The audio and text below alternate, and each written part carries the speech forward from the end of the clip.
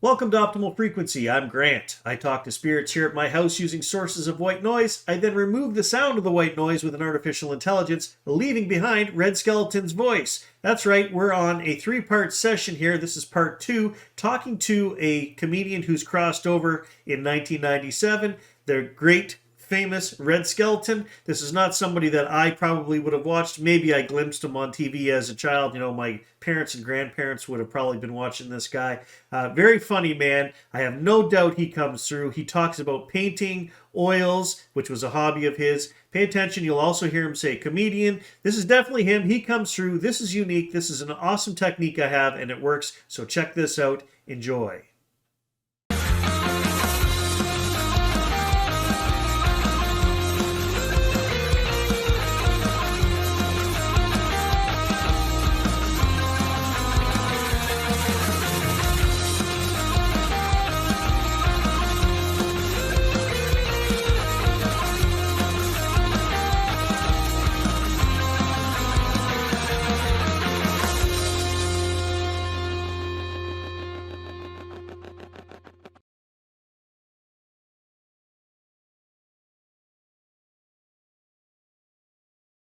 Skelton began developing his comedic and pantomime skills from the age of 10 when he became part of a traveling medicine show. He then spent time on a showboat, worked the burlesque circuit, and then entered into vaudeville in 1934. The Donut Dunkers pantomime sketch, which he wrote together with his wife, launched a career for him in vaudeville, radio, and films. His radio career began in 1937 with a guest appearance on the Fleshman's Yeast Hour, which led to his becoming the host of Avalon Time in 1938. What was the best thing about your life as Red Skelton?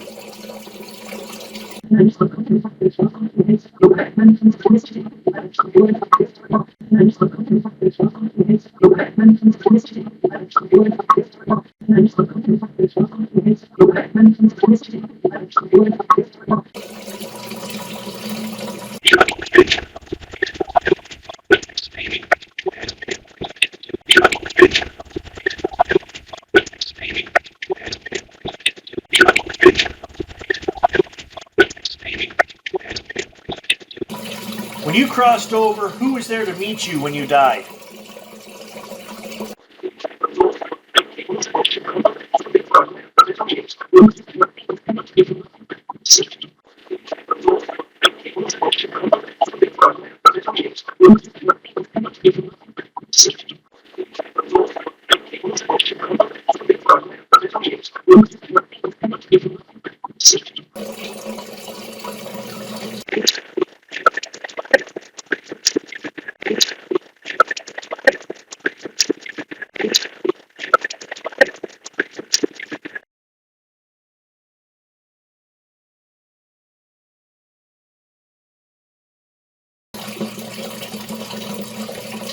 And did you see people that you hadn't seen for a long time?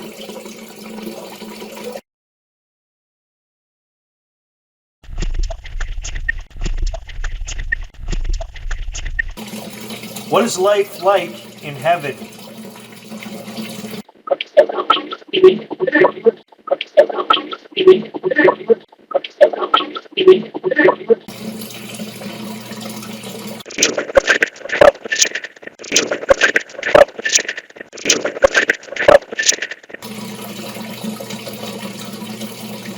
Would it surprise us, people that are here on earth, would it surprise us what life is like in heaven?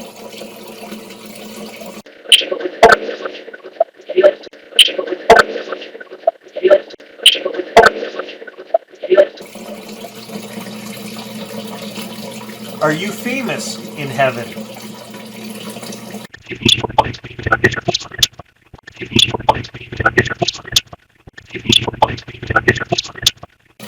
Have you met God?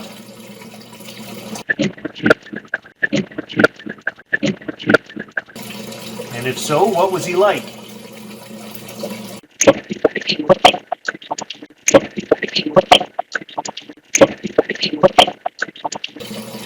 When you were here on earth, was your humor God's gift?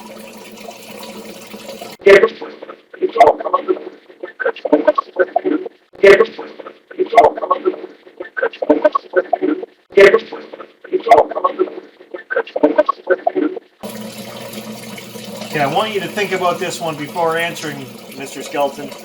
What was better, painting or telling a good joke?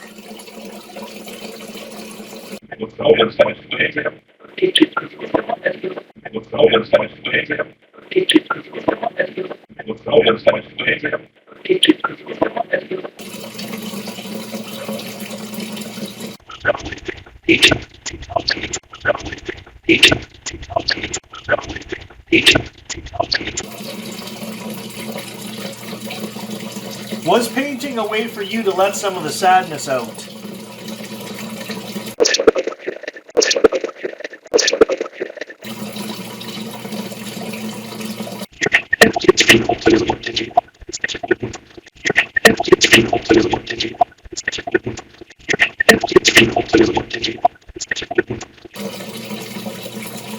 Writing a good joke is hard work, isn't it?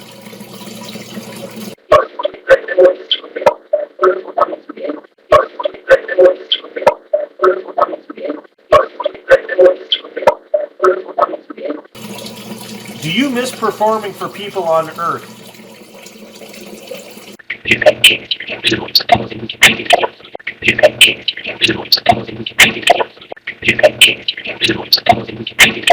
So this here is a case that happens to me all the time when I do these sessions. So I ask a question, I hear the answer as I'm editing it, trying to decipher what they're saying, and I learned something about him that I had no clue about. It says he liked it, he owns houses and horses. So I'm like, okay, I'm going to check this out. Did he own a horse? I type it in. First thing that pops up, it says, Red Skelton also loved horses. So much so that he owned a 600-acre horse ranch in the Anza Valley of Riverside, California. I mean, they're telling us a story every time. Did you have any skeletons in your closet?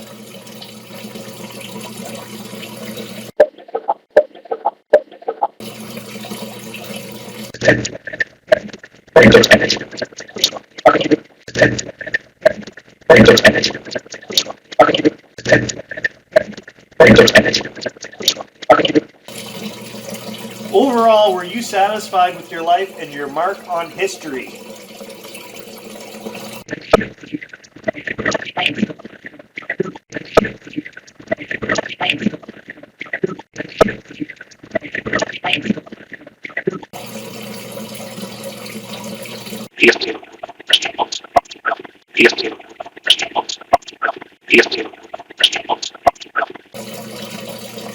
When you got to heaven, did you have to review your life?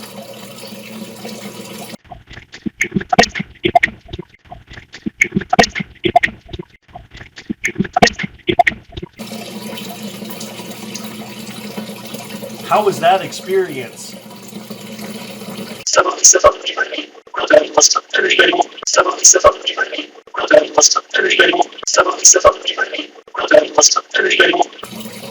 If you had to do it all over again, would you change anything?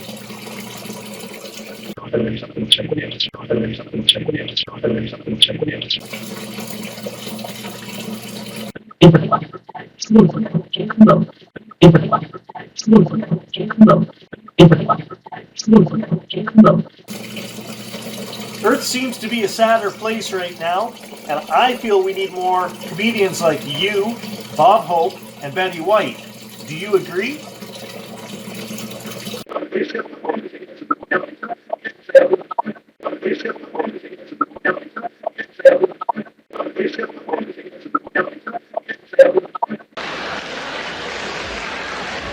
I play a lot of the colleges, and when I was at Muncie, Indiana, at Ball State University, the students got together and they made Clem Cadiddlehopper a doctor of foolology.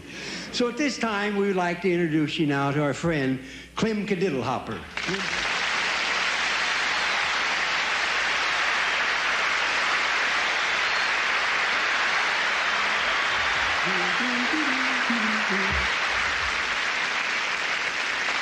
Well, sir, it's nice to see you folks again. It's been a long time.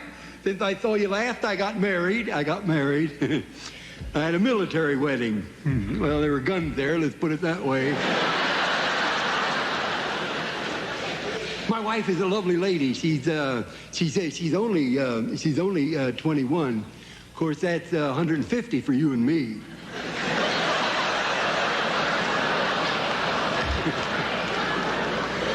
She's very superstitious. For instance, now she won't do housework any week that has Friday in it. Yes, since I saw you last, I haven't been doing much of anything. I never did do much of anything. I've been helping the Boy Scouts. I show them how to make them Boy Scout knots. Boy, I'm a whiz with that. Everything I see, boy, I tie a knot in it. They made me stop milking, you know. But I raise rabbits now. I raise rabbits. These are not ordinary rabbits. Some of these rabbits, they've never been outdoors. These are ingrown hairs.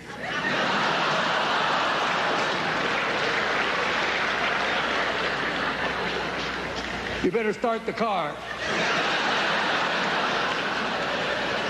Boy, the way you reacted to that, I'm glad I didn't tell you the one I was going to tell you. But the little rabbit was going to have an operation, but he wouldn't take any anesthetic because he was an ether bunny.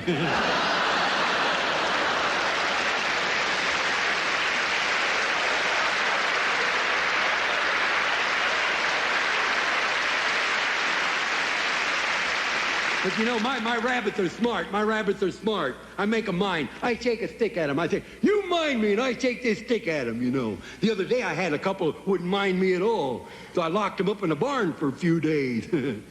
I'll never do that again either.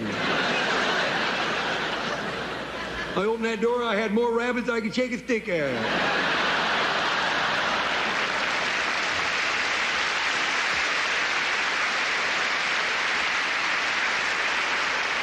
You can shut the motor off.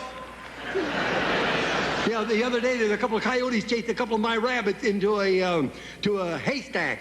And one rabbit turned to the other and he says, "Ha, ha, ha, ha. We're going to make a run for it or stay here and outnumber them."